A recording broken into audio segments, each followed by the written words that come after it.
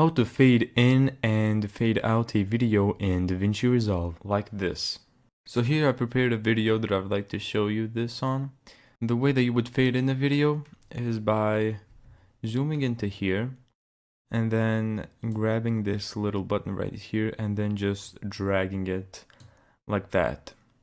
And depending for how long you drag it for, that's how long the fade in is gonna take. So if I drag it out like really long,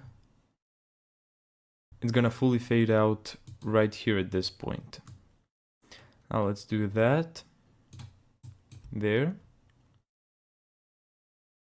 And to fade it out, you have to do the same thing, but just on this side right here. And there you go. That's how to fade in and fade out a video in Davinci Resolve. Thank you so much for watching this video. If you found this tutorial helpful, make sure to give it a thumbs up and subscribe. And as always, see you in the next video.